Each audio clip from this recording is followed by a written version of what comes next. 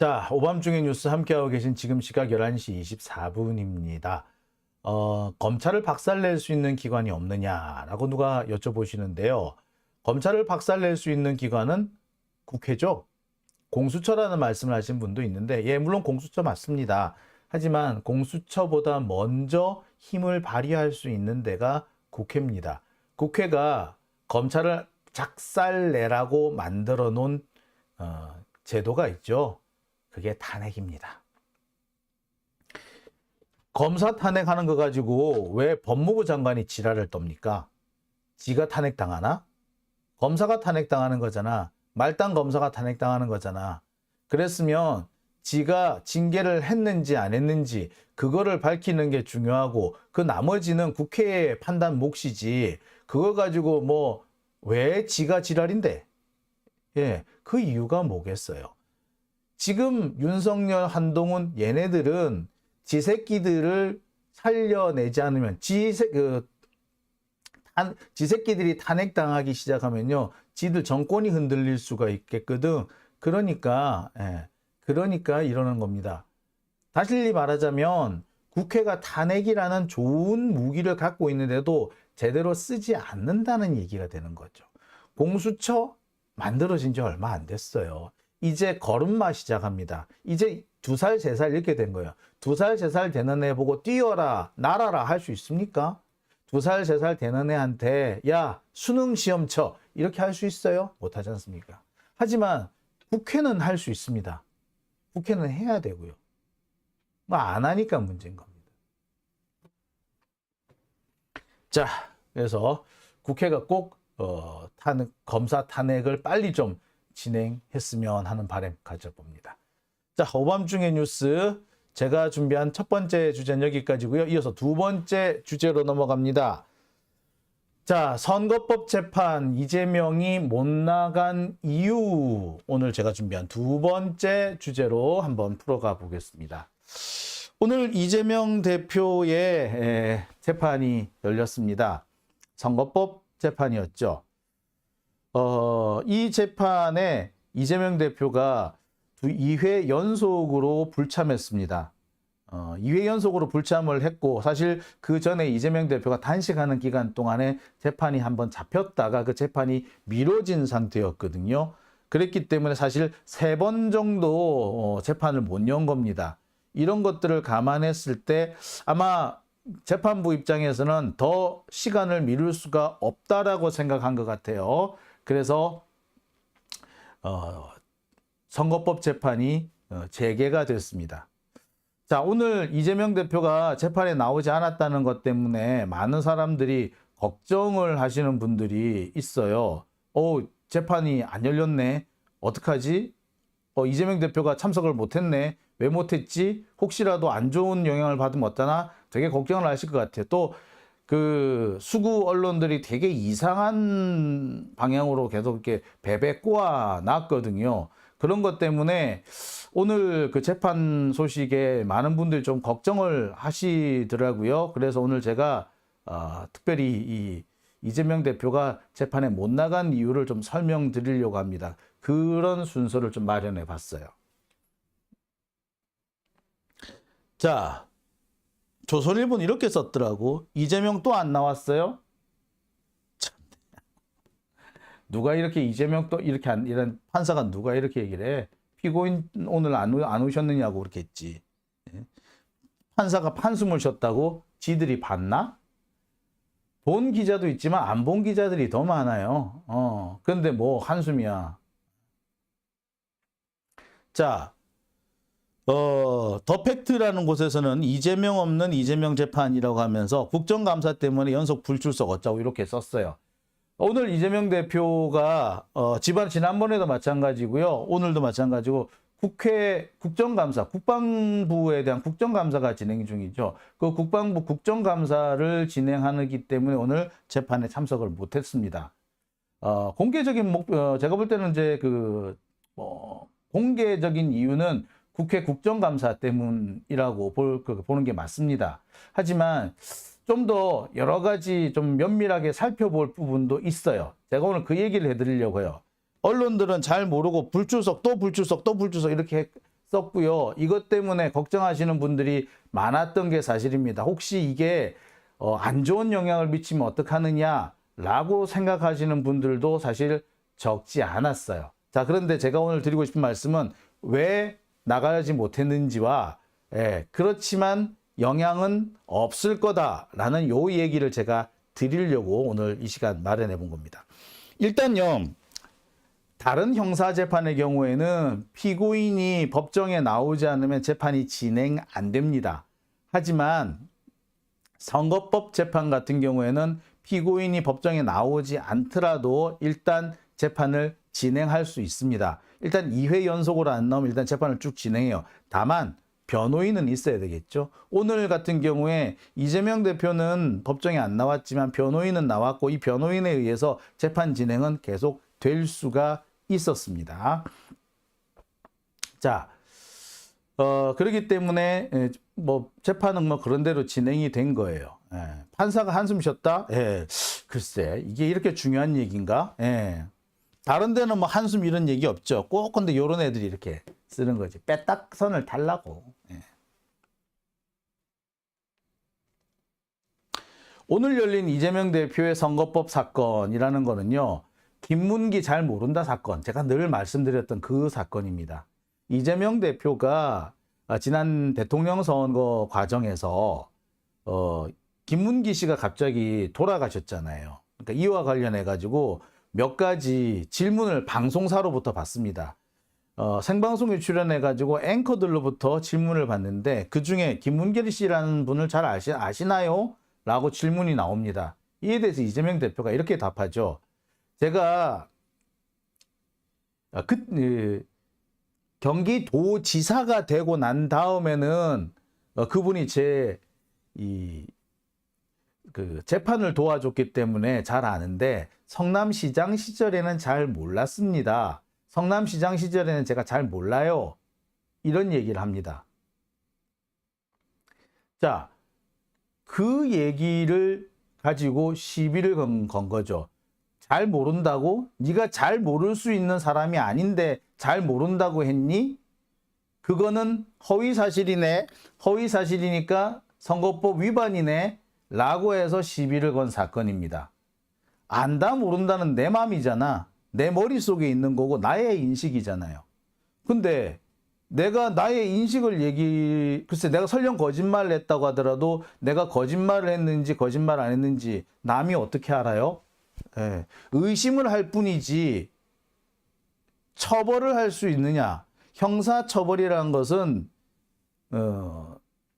다른 의심을 할 수 없을 정도로 무죄일 수도 있다라는 의심이 전혀 들지 않을 정도로 입증이 되어야 합니다. 그런데 아니 모를 수도 있는 거 아니에요? 그런데 이거를 선거법 재판이라고 넘긴 겁니다. 한마디로 검찰이 이재명의 꼬투리를 잡으려 한 사건인 거죠. 자, 이 사건은 사실 증거라고 해봤자 유동규가 전부입니다.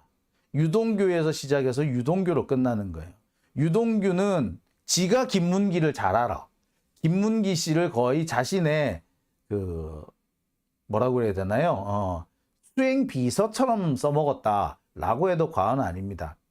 동부건설인가 일반 건설사에 다니던 그 김문기라는 사람을 성남시 공무원으로 채용해 준 게 유동규예요. 그러니까 막 그것 때문에 되게 우려먹었던 것 같아요. 여하튼 간에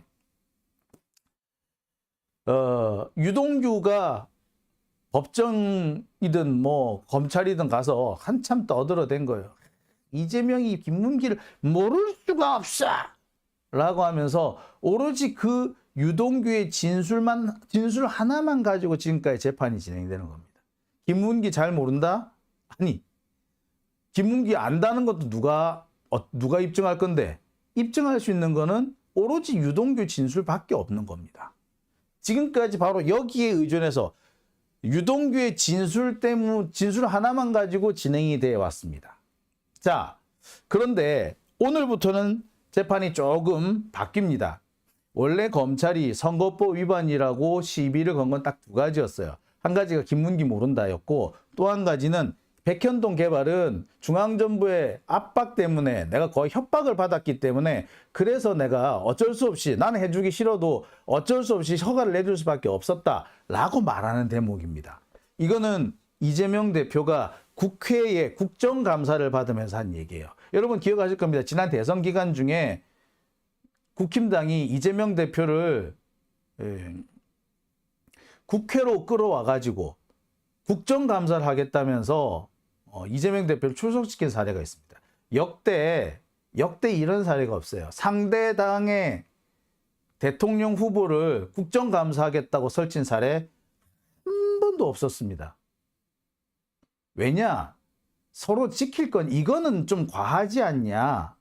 선거가 정말 뭐 전쟁도 아니고 굳이 이렇게까지 해야겠냐라고 해서 서로 이런 거는 하지 말자라고 해서 안 했던 거예요. 그 전에 다른 뭐 국회에서는 뭐 못해서 안 한 게 아니고 이렇게까지 할 필요는 없지 않느냐라고 해서 안 했던 거예요. 근데 이번에 그 국힘당은 한 거죠. 자, 이 과정에서 이재명 대표가 국힘당 국회의원들한테 다 응대를 합니다. 사실 그 국정감사장에서 국힘당 애들이 이를 갈고 덤볐지만 이재명 대표가 하나씩 발라버렸잖아요. 그 과정에서 백현동 얘기가 나온 겁니다. 그러면서 중앙정부에서 얼마나 많이 압박을 한 줄 아느냐. 심지어는 이거 제때 안 해주면은 직무유기라든지 또는 뭐 그 재정적인 부분에 대한 감사라든지 이런 것들을 할 수 있다.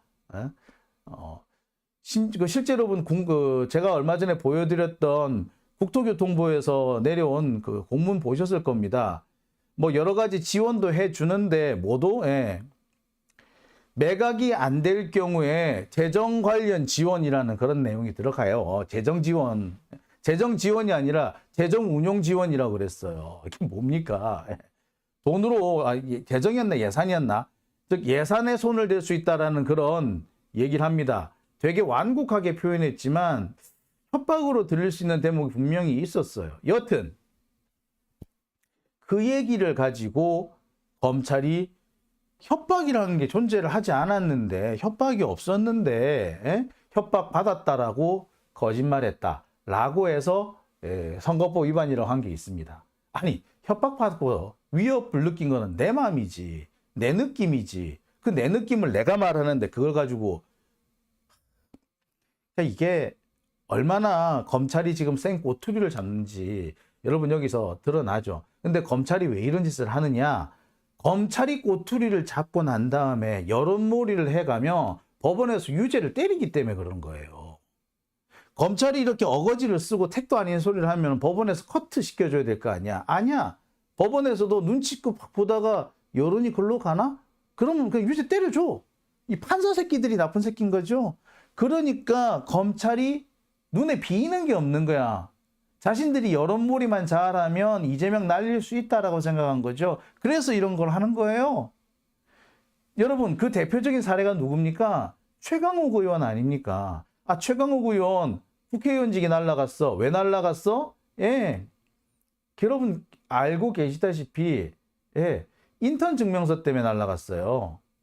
아니 인턴 증명서 하나 끊어졌다고 그게 설령 그게 거짓이라고 하더라도 그게 징역형이 나올 사안입니까? 근데 징역형을 선고를 했어요. 이게 뭐 하는 짓이죠? 그리고 그게 대법원에서 확정이 됐어. 판사 새끼들이 그 말단 배석부터 해가지고 대법관까지 하나같이 검사들 눈치나 질질 보고 권력에 아부하고 지 안이나 챙기려고 하기 때문에 이런 일이 벌어진 거 아닙니까? 판사면 아닌 건 아니라고 해야 될 거 아니야. 근데 그러지 못하거든. 권력이 우기고 검찰이 우기면 넘어가는 거야. 뭐 이런 개떡 같은 재판이 대한민국 사법부는 갈아엎어야 돼요. 이것들은 판사 자격이 없어. 갈아엎어야 돼. 아니 말이 되는 소리 해야 될 거 아니에요. 여러분 우리 노회찬 의원을 한번 봅시다. 노회찬 의원 옛날에 갑자기 집행유예가 선고되는 바람에 국회의원직이 날아간 적이 있어요. 왜? 이른바 떡값 검사 명단 공개했다고. 국회에서 공개한 게 아니라 기자들한테 먼저 보도자료 뿌렸다고 해가지고 그것 때문에 유죄 판결 받았고요. 그것 때문에 아니 그게 뭐 벌금형이거나 뭐 그렇지. 그거를 집행유예를 때릴 형인가? 집행유예를 때려가지고 결국에 어떻게 됐다? 예. 그것 때문에 노회찬 의원 의원직이 박탈된 겁니다. 여러분 그게 이해가 되세요? 떡값 검사 명단 발표한 게 그게 죽을 죄예요? 이 뭡니까? 판사들이 개새끼이기 때문에 일어나는 일인 거죠. 자, 어쨌거나 오늘부터 백현동 협박받았다 사건으로 넘어갔습니다. 지난 시간까지는 김문기 모른다 사건이었는데 오늘부터는 백현동 협박받았다 사건으로 넘어와요. 사실상 새로운 사건의 시작입니다. 그렇기 때문에 새로운 사건으로 들어오는 거나 다름없기 때문에 양측의 입장을 청취하고 향후의 일정이나 입증 계획을 확인하는 그런 순서가 시작이 돼요. 그리고 다음 달부터 서증조사와 증인신문이 시작될 겁니다. 오늘 증인신문의 일부가 진행이 됐습니다. 검찰 측 증인들이 몇 사람 오기는 했었어요. 자, 그런데 보세요. 사실상 새로운 재판의 시작이 되는 거죠. 전체적으로 보았을 때 절차의 시작 단계에 해당이 되는 겁니다. 재판의 절차, 이게 이제 완전 새로운 사건이 아니라 기존의 완전히 그 내용은 완전히 새롭지만 형식은 기존에 있던 사건을 이어오는 그런 형태이기 때문에 이 부분까지는 굳이 들어갈 이유가 없고 이 부분은 주로 이제 재판 일정과 절차에 대한 거잖아요. 이거는 이제 재판부하고 검사, 변호사가 어떤 뭐 협의하고 서로 논의를 하면은 되는 부분입니다. 사실 굳이 오늘 재판에 안 해도 되는 거였던 거죠. 그런데 오늘 여러분 잘 아시다시피 국회 국방위원회에서 국방부 감사가 있었습니다. 국방부 누구죠? 예, 신원식. 예, 신원식을 오늘 불러다 놓고 따지는 그런 날이었어요. 아마 신원식은요, 오늘 이재명 대표가 안 왔으면 아마 더 설쳤을지도 몰라요. 이재명 대표 입장에서는 반드시 짚고 넘어가야 될 사람이 거기 있는 겁니다. 사실 검사들이 지금 이재명 대표를 되게 여러 개 사건으로 올가매고 있지 않습니까? 그래서 하루 종일 일주일 내내 한 달 내내 이재명을 법원에 붙잡아 놓겠다라는 그런 작전으로 지금 재판을 걸고 있어요. 그러니까 이재명 대표가 국회에서 일을 할 수 없게끔 국회의원으로서 일을 할 수 없게끔 만들겠다는 게 지금 이 검찰의 속셈인 겁니다. 그러면은 이재명 대표는 어떻게 대처해야 될까요? 검찰이 짜놓은 그 거물 안에 그대로 말려 들어가 가지고 국회의 업무는 전혀 보지 못하고 계속해서 재판만 해야 될까요? 아니면 선택과 집중의 묘를 살려 가지고 참석할 때는 참석하고 참석하기 어려울 때는 적당히 빠져나가면서 일과 재판을 병행을 할 수 있어야 될까요? 예. 뭐 길게 말할 것도 없죠. 당연히 두 번째로 가야 되는 거죠. 그죠? 그런 상황이고 더군다나 지금 검찰이 하는 짓이 이재명을 괴롭히고 시간을 끌겠다 뭐 이런 대목이지 않습니까? 대장동 재판 같은 경우에는 관련 자료가 법정에 제출된 자료가 20만 페이지라고 그러잖아요. 그 20만 페이지 언제 재판을 하죠? 예. 시간이 엄청 오래 걸릴 겁니다. 그러면 이걸 어떻게 해야 되겠습니까? 이재명 대표는 그럼 거기 계속 붙들려 가지고 그 재판만 해야 돼?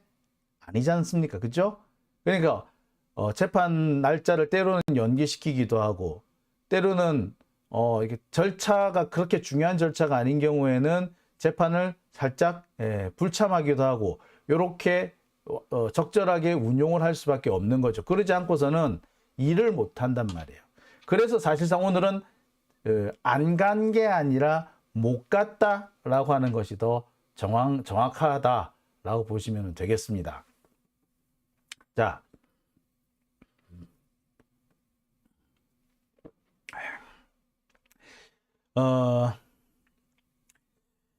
그리고 사실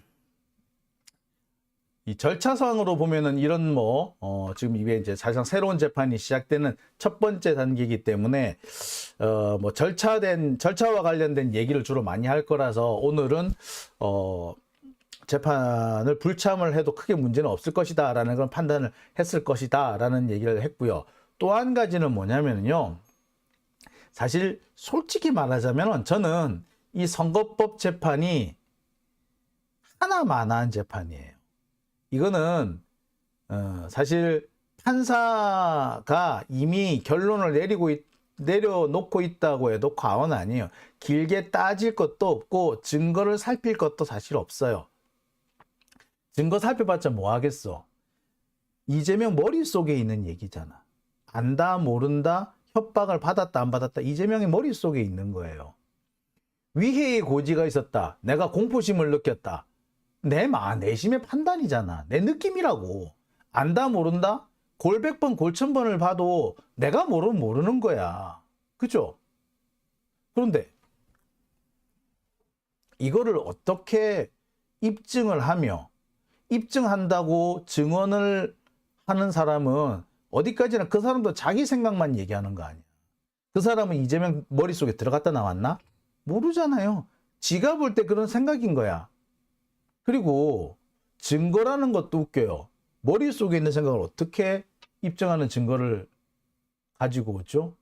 뭐 예컨대 너무 명백해가지고 야 문기야 오랜만이다 이렇게 손 흔드는 그런 걸 내가 봤다. 그렇다면 이제 명확하지. 그런 정도가 아니라면은요, 입증할 수 있는 게 없어요. 근데 이런 재판을 맡았다. 여러분이 판사 같으면 시작할 때부터 이미 대충 판단이 서 있지 않겠습니까? 여러분 어떻게 생각하세요? 그죠?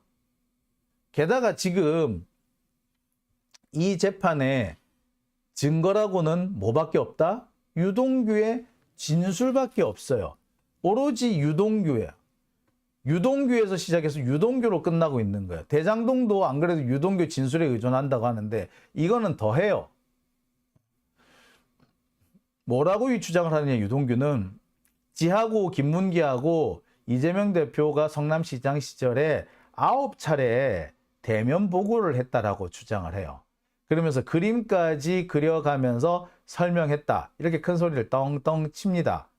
그리고 호주 출장을 동행을 했고 요트 낚시도 함께 갔다. 특히 요트 낚시 같은 경우에는 그 배니까 좀 작을 거 아니에요. 그 안에 같이 4~5명이 같이 있었기 때문에 모를래야 모를 수 없다. 이렇게 주장을 해왔습니다. 자, 그런데 이게 지금까지 사실이 아니라는 게 재판 과정에서 드러났어요. 실제로는 9차례가 아니라 2~3차례 정도밖에 안 되고 그 대부분의 경우는 정민용이 같이 간 것 같더라. 정민용은 주로 보고도 하고 뭐 대화 토론 뭐 이렇게 이재명 대표하고 직접 이렇게 이재명 시장하고 당시 이렇게 뭐 대화를 하기도 하고 토론을 하기도 하고 막 그렇게 했었는데 반해서 김문기는 말도 제대로 안 했다. 항상 앉는 자리도 말석에 앉았다. 그 말석에 어느 정도 앉았느냐면 7급, 8급 이런 주무관도 좀 직위가 낮은 주무관하고 거의 동급으로 취급을 받더라. 이런 정도 얘기를 합니다. 그러니까 7급, 8급 공무원을 어떻게 다 압니까? 성남시 같은 경우에 공무원이 지금 제가 알기로 몇백 명이 되는 걸로 알고 있고요. 산하 기관까지 하면은 몇백 명 되는 걸로 되는데 그 사람을 어떻게 다 압니까? 그리고 공무원이라는 사람들도 항상 보면 이렇게 전입 전출이 있어요. 항상 그 같은 사람이 있는 게 아니란 말이에요. 그러면은 헷갈릴 수도 있단 말입니다. 그래서 얼굴은 기억이 나는데 얼굴 보면 누구시군요 라고 알지만 저 사람이 이름이 뭐더라? 그런 경우는 되게 많습니다. 저 같은 경우만 그래요. 보면은 누군지 알겠어. 봤어. 낯이 이거. 그런데 이름이 기억이 안 나. 자, 낯은 읽는데 저 사람하고 내가 어디서 봤더라? 자, 이런 사람도 내가 안다고 얘기를 해야 되나요? 아니면 내가 모른다고 얘기를 해야 되나요? 모른다고 얘기하는 게 맞지 않습니까? 그런데 그 모른다고 한 거 가지고 허위사실이다. 자, 유동규는 그래 놓고서는 억지로 끼워 맞추기 위해서 요트를 탔네 어쨌네 이런 소리를 하는데 요트 부분도 웃겨요. 호주 출장 부분도 웃겨요. 유동규는 호주 출장을 갈 때 김문기를 데려간 이유가 이재명 대표를 수행하라고, 이재명 대표를 잘 아는 사람이기 때문에 수행하라고 했다라고 주장하지만 실제로는 누구 수행을 했다? 김문기는 유동규를 수행을 했어요. 유동규의 수행 비서 역할을 했어요. 유동규 그 골프화 같은 거 지 가방에 넣고 가고 그랬단 말이야.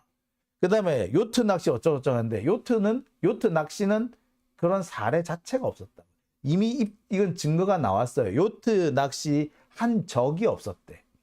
갯바위 낚시를 한 적이 있는데 그때는 유동규가 없었고, 그다음에 요트를 타러 갈 때는 이재명 대표가 안 갔고, 즉 김문기라는 사람이 끼어 있을 그게 없는 거예요. 요트 낚시 자체가 없었다는 거 아닙니까? 자, 결국에 유동규의 주장뿐이던 재판도 망하는 그런 상황이 된 거예요. 자, 실제로 이걸 보시겠어요. 바다 낚시 갔다, 요트 타고 낚시 갔다, 뭐 요트가 3,000달러짜리였다. 뭐 그때 대형 참돔을 잡아서 무척 좋아했다고 김문기가 나한테 전해주더라. 내가 시장님 잘 보시라고 지시했었다. 그런데 뭐 봤더니 뭐 요트 낚시 자체가 없었다라는 증언이 나와버렸다고 벌써. 그러니 이 재판 자체가 진행되는 게 말이 안 되지 않습니까? 그리고요, 아까도 말씀드렸듯이 백현동 부분도 그래요. 압박을 받고 협박을 받는 거는 내 주관적인 판단이잖아요. 상대방은 압박이나 협박이 아니라도 내가 압박과 협박을 느낄 수 있는 거 아닙니까? 아니, 학교폭력이 딱 그런 거잖아요. 학교폭력 가해자들이 어떻게 합니까? 어머, 나는 장난이었는데 네가 그렇게 소심한 줄은 몰랐다. 딱 이런 거 아닙니까 지금? 어머, 나는 그냥 한 소리였는데 이재명 네가 압박을 받았는지는 몰랐네. 이런 식이잖아요 지금. 예? 참, 사실 그래서 이 재판이 황당하다는 겁니다. 그리고요, 무엇보다 이건 법리상 말이 안 되는 거예요. 왜? 자, 선거법 제250조를 보겠습니다. 바로 이 자리가 허위사실 공표와 관련된 내용이 들어있어요. 뭐라고 되어 있느냐? 선거법 제250조 허위사실 공표죄. 후보자의 배우자, 후보자의 직계 존비속, 후보자의 형제, 자매 들에 대한 출생지, 가족관계, 신분, 직업, 경력, 재산, 행위, 소속단체, 특정 단체 지지 여부 등에 대해서 허위 공표한 경우, 이게 허위 사실 공표에 해당이 됩니다.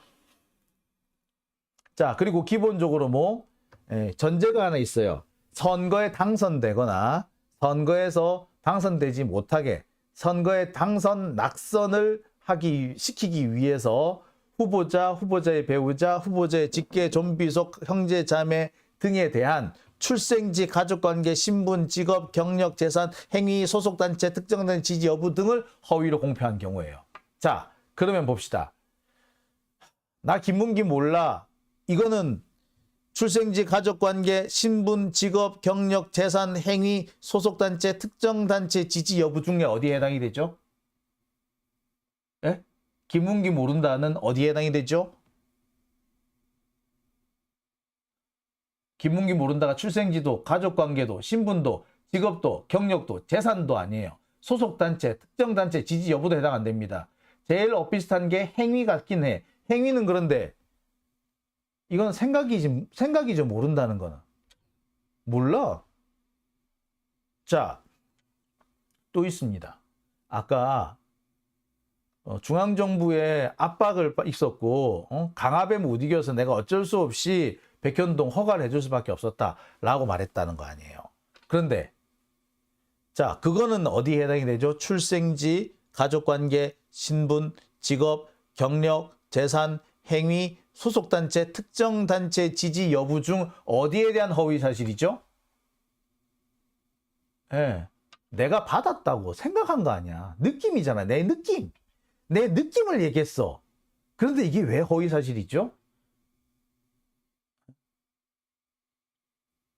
아니 진짜로 허위사실은 우리 장모는 10원짜리 한 장 손해 준 적이 없다. 이건 행동이잖아. 가족의 행동이네. 손해 준 적이 있는데 손해 준 적이 없다라고 한 거 아니에요. 그거야말로 허위사실 공표네. 예? 그거는 왜 기소도 안 했는데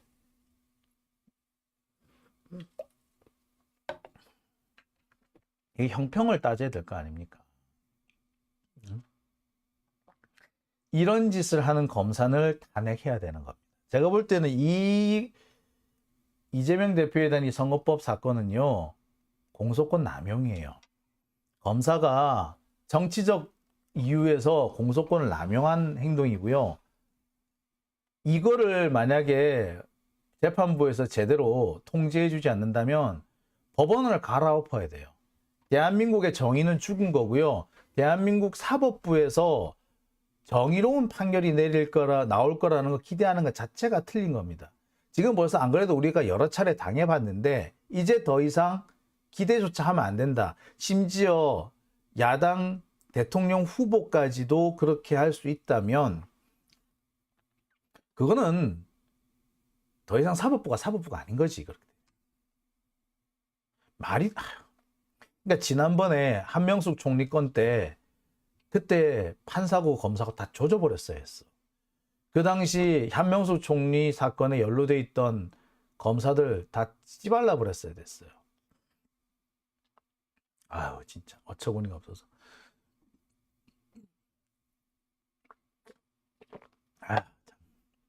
그런데 이런 상황에서 이재명 대표 보고 검찰에 나가가지고 재판받으라고 했다고? 그게 이재명 대표를 해코지한 게 아니다라고 주장하는 입을 쪼사불라 진짜. 아유. 요새 제일 못된 놈이 그 유인택 가는 사람이더만. 뭐 수박들한테 절해야 된다고? 저 개새끼 아니야 그거 진짜. 나이 처먹고 진짜 노망이 들었나. 참. 참. 자, 다시 한번 말씀드립니다. 이 재판, 이재명 대표에 대한 이 재판이 황당한 이유, 안다, 모른다, 협박받았다, 안 받았다는 건 생각이지 행위가 아닙니다. 생각을 처벌할 수는 없어요. 자유민주주의의 기본은요, 생각은 처벌하지 않는 겁니다. 왜?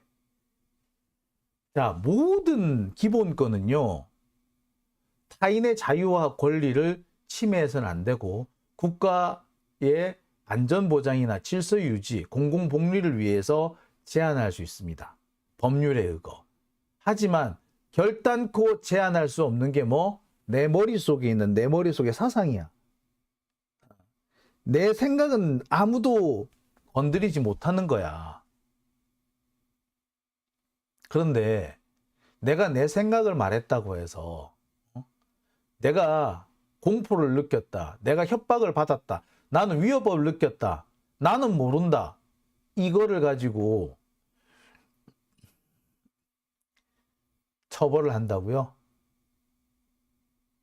참.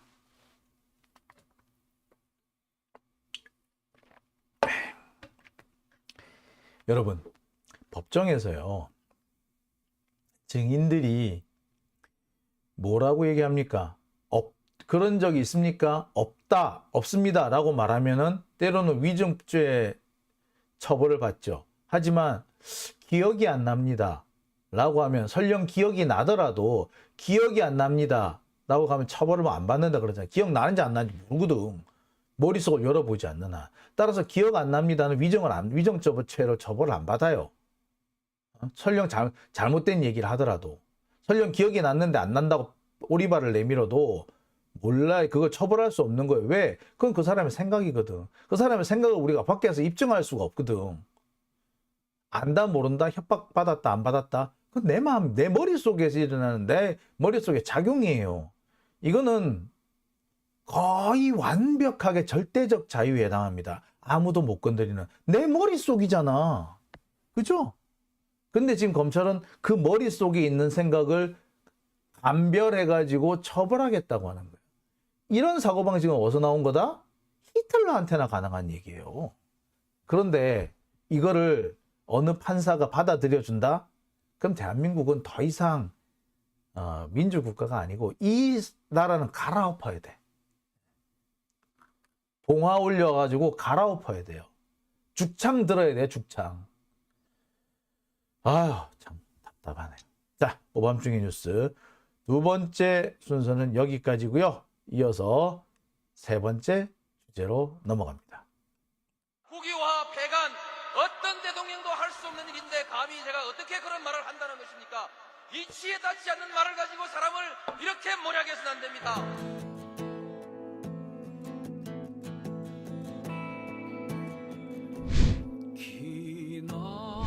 기나긴 밤이었거든 압제의 밤이었거든 사랑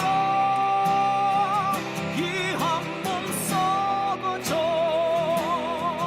이 붉은 사나에